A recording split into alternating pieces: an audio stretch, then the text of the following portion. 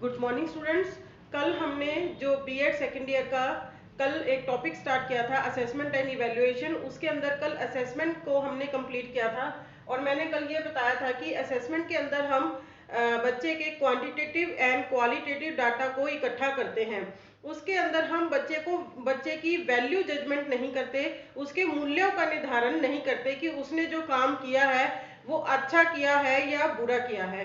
Only quantitative and qualitative data को इकट्ठा करते हैं असेसमेंट के अंदर। आज हम किसके बारे में पढ़ेंगे? इवैल्यूएशन के बारे में पढ़ेंगे, जिसको कि हम हिंदी में मूल्यांकन बोलते हैं। जो मूल्यांकन है वो क्या है? वो किसी चीज के मूल्य का निर्णय करने की एक प्रक्रिया होती है। इसके अंदर हम क्या करते हैं? वैल्यू जजमेंट करते हैं, उस चीज की मूल्यों का निर्धारण करते हैं, जिसको कि हम क्या कहते हैं? इवैल्यूएशन, दैट मीन्स मूल्यांकन। इसके अंदर क्या होगा? ये जो है इवैल्यूएशन, ये असेसमेंट से थोड़ी सी ब्रॉडर टर्म है। इसके अंदर क्या होगा कि जो इवैल्यूएशन है that is a joint process of that is a joint process of quantitative and qualitative data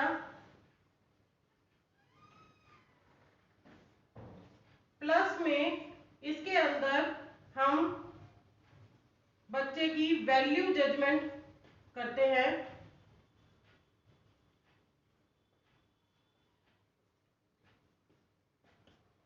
evaluation के अंदर assessment means qualitative and quantitative data plus में उसकी वैल्यू जजमेंट होगी। दैट मींस इसके अंदर हम एक एग्जांपल लेके समझ सकते हैं। जैसे कि बच्चे ने अगर कोई एग्जाम दिया तो उसके अंदर मान लो उसके उसके 60 मार्क्स आए out of 100, that means this is a quantitative data.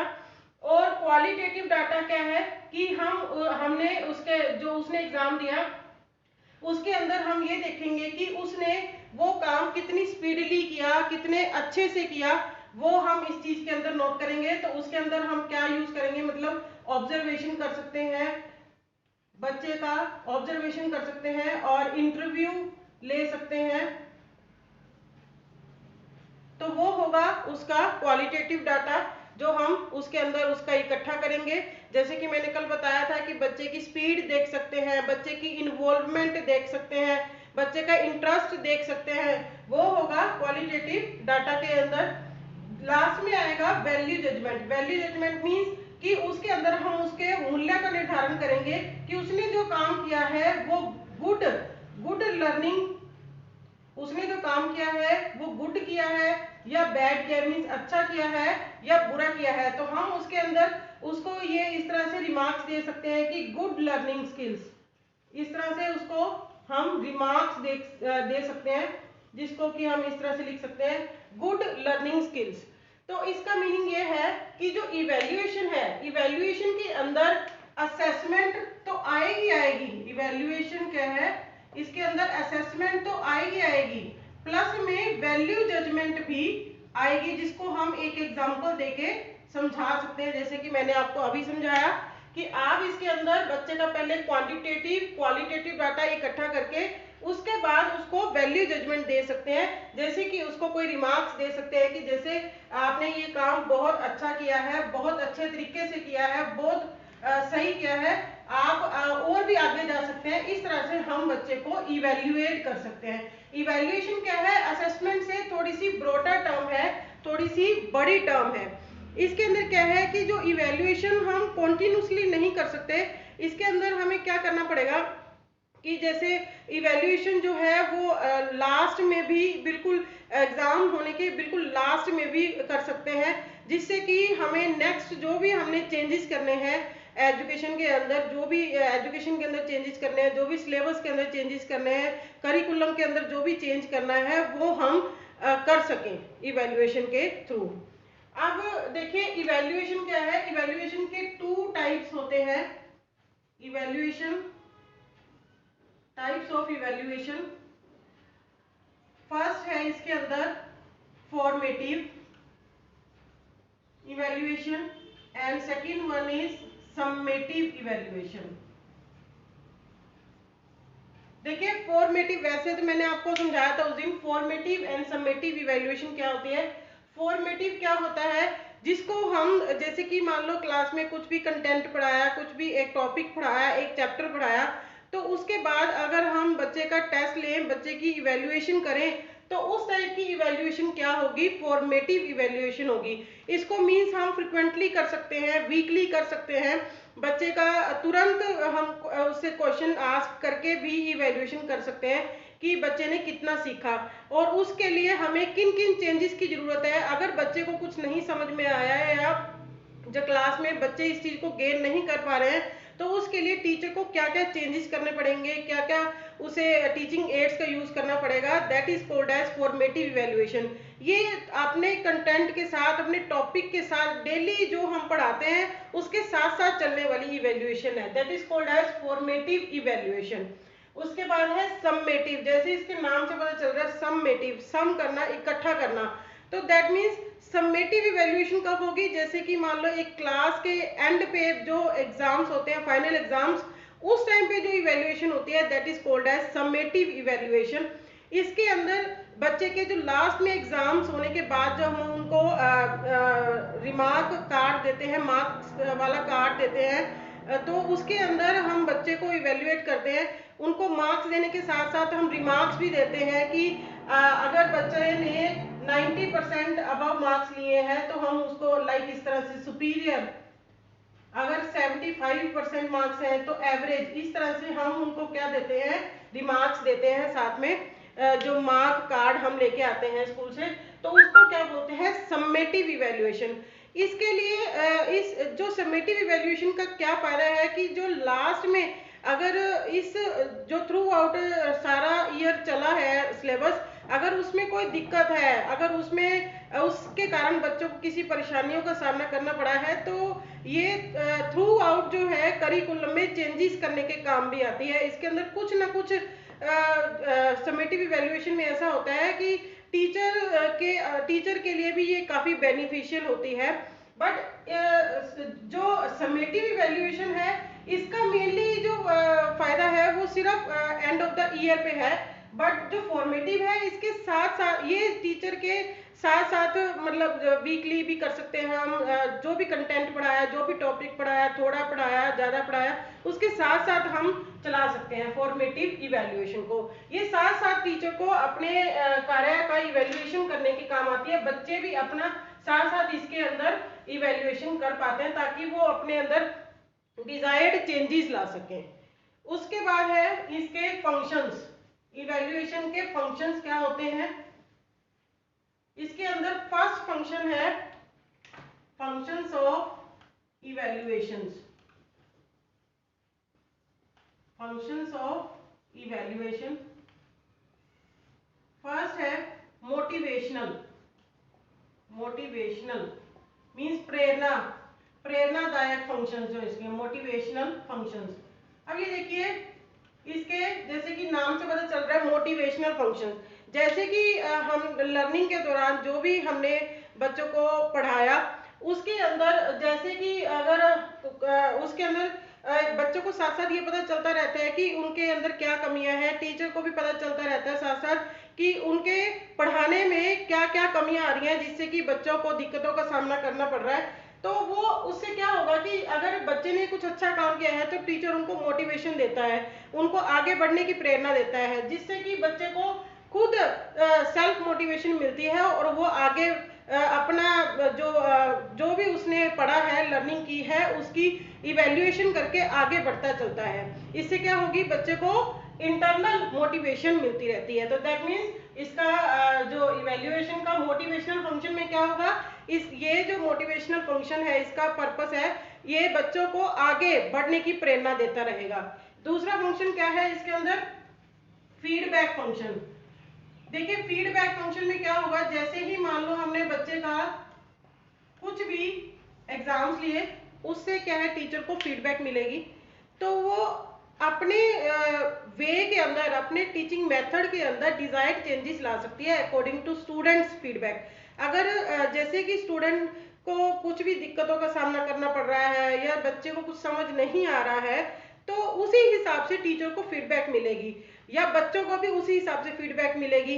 तो फीडबैक के थ्रू, जैसे कि मान लो पेरेंट्स हैं, कई बार कोई शिकायत लेके आता है कि हमारे बच्चों को ये समझ नहीं आ रहा है या कुछ अच्छा बोलते हैं, तो उससे टीचर को भी काफ़ी, पेरेंट्स से भी काफ़ी फीडबैक मिलता है, जिससे कि वो डिज़ायर्ड चेंजेस कर सकते हैं अपने अंदर, अपने लर्निंग प्रोसेस के अंदर, अपने टीचिंग प्रोसेस के अंदर, अपने टीचिंग एड्स मेथड्स जो भी वो यूज़ करते हैं टेक्निक्स के अंदर, उससे डिज़ायर्ड उनके अंदर चेंजेस हो सकते हैं। अब मूल्यांकन में फीडबैक प्रोसेस से क्या होगा कि जैसे बच्चों को हम कोई ग्रेड देते हैं, सर्टिफिकेट देते हैं, उससे भी उन्हें क्या मिलता है, कुछ अच्छा फीडबैक मिलता है, उनको आगे बढ़ने की प्रेरणा मिलती है। इससे इससे क्या होगा कि एक फीडबैक फंक्शन से, जैसे कि मान लो इवैल्यूएशन किया, तो इवैल्यूएशन से क्या होगा कि जिस हिसाब से उसके अंदर लाइब्रेरी के अंदर या स्टडी मटेरियल के अंदर जो जो भी चेंजेस करने हैं, वो डिजायर्ड चेंजेस से फीडबैक फंक्शन से हो जाएंगे। फीडबैक के द्वारा ये काम भी हम कर सकते हैं। और जो फीडबैक है वो जो है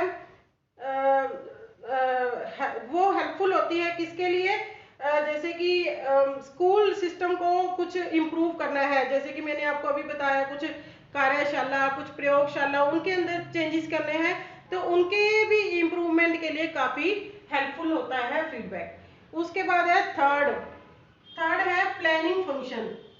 प्लानिंग फंक्शंस, प्लानिंग फंक्शंस में क्या होगा, these functions are helpful to plan curriculum activities for the students, या to plan some teaching methods, techniques, learning materials, teaching materials। तो ये सब जो प्लान करने के काम आता है वो क्या है, प्लानिंग फंक्शन। तो इवैल्यूएशन के थ्रू ही हमें ये पता चलेगा कि हमें बच्चों के लिए किस तरह की विधियां, किस तरह की तकनीक, किस तरह के मेथड्स, ये सब यूज करना चाहिए। इस इवैल्यूएशन से ही हमें ये सब पता चल सकता है। उसके बाद है डिसीजन मेकिंग फंक्शन। डिसीजन लेने में, डिसीजन मेकिंग फंक्शन, देखिए इवैल्यूएशन क्या है, जैसे कि मान लो अगर हम समेटिव इवैल्यूएशन की बात करें, तो मान लीजिए कि 10th के बाद हम इवैल्यूएशन, 10th के बाद 10th के पेपर दिए, तो उसके बाद क्या होता है कि जैसे बच्चे ट्राई करते हैं, उनको वो बच्चे सोचते हैं कि हमें क्या करना चाहिए इसके लिए। तो इवैल्यूएशन से क्या होगा, जैसे कि मान लो 10th के उनके एग्जाम्स हुए, तो उनके मार्क्स अगर अच्छे आए, तो वो ये सोचते हैं कि हमें किस फील्ड में जाना चाहिए। पहले ये है, मान लो अगर 90% अबव है, तो बच्चे ये सोचते हैं कि हमें किस स्ट्रीम में जाना चाहिए। मान लो कि साइंस की स्ट्रीम में जाए, या कॉमर्स की स्ट्रीम में जाए, या कुछ और स्ट्रीम, कुछ और फील्ड चूज करें। तो that means this evaluation is helpful in decision making functions. बच्चों को डिसीजन लेने में बड़ा हेल्पफुल होती है ये।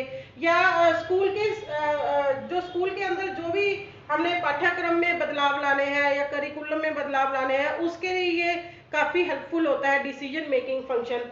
और उसके बाद कि बच्चों के अंदर, जैसे कि मैंने आपको अभी एग्जांपल दिया, इससे बच्चों के छात्रों के पास या फेल होने का डिसीजन लिया जा सकता है। जैसे मैंने आपको बताया, बच्चों के लिए काफ़ी बेनिफिशियल है इवैल्यूएशन की, वो अपना खुद का इवैल्यूएट करते हैं, इवैल्यूएशन करते हैं, और नेक्स्ट जो भी उन्होंने आगे लाइफ में करना होता है उसके लिए वो डिसीजन लेना ठीक समझते हैं इवैल्यूएशन के थ्रू। उसके बाद है नेक्स्ट इसका फंक्शन है सर्टिफिकेशन और ग्रेडिंग एंड प्रमोशन फंक्शन। ये तो वैसे ऑलरेडी हो चुका है कि अलग से हम इसको लिख भी सकते हैं। इसके अंदर इवैल्यूएशन से सर्टिफिकेशन, ग्रेडिंग करना एंड प्रमोशन फंक्शंस, इवैल्यूएशन के थ्रू ही हम बच्चे को सर्टिफिकेट दे सकते हैं, उसके नंबरिंग कर सकते हैं, उसको ग्रेडिंग दे सकते हैं, या उसका नेक्स्ट, जैसे कि इवैल्यूएशन के थ्रू ही वो नेक्स्ट क्लास में प्रमोट किया जाता है, नेक्स्ट उसमें लाइफ में आगे जो भी उसने करना है उसके इवैल्यूएशन के थ्रू ही वो अपने आप को प्रमोट करता है। तो दैट मीन्स जो इवैल्यूएशन है वो सर्टिफिकेट देने में, ग्रेडिंग में, और उसके आगे प्रमोशन में काफ़ी हेल्पफुल होता है।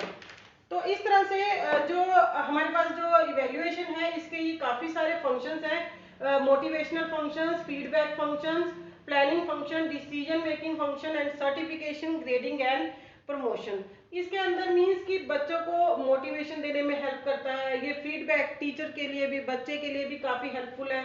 प्लानिंग फंक्शन, प्लान करना, to plan something, to plan curriculum, to plan further activities for the students, to plan learning material, to plan some teaching methods, techniques, whatever you want to plan for a new session, for a new topic. Decision making function decision लेने में help करता है, जैसे कि मैंने आपको अभी बच्चों के उसमें बिहाफ पे एग्जांपल लेके समझाया। उसके बाद है बच्चों को सर्टिफिकेट देना, ग्रेड देना, उनको प्रमोट करना नेक्स्ट क्लास में, इसके लिए भी इवेल्युएशन काफ़ी हेल्पफुल है। इसके बाद अब ये देखिए कि जो इवेल्युएशन है, जैसे कि कल हमने असेसमेंट किया था, असेसमेंट और इवेल्युएशन, आज हमने इवेल्युएशन के बारे में पढ़ा, कल मैंने आपको असेसमेंट के बारे में पढ़ाया था। बट कल हम इन दोनों के असेसमेंट और इवेल्युएशन के डिफरेंसेस और इनका इंटर रिलेशनशिप, इनके बीच में क्या रिलेशन है, इसके बारे में पढ़ेंगे। आई होप आप लोगों को इवेल्युएशन आज अच्छे से समझ आ गया होगा। नेक्स्ट कल जो है, कल हम इनके डिफरेंसेस और इनके जो इंटर रिलेशनशिप है उसके बारे में पढ़ेंगे। Thank you.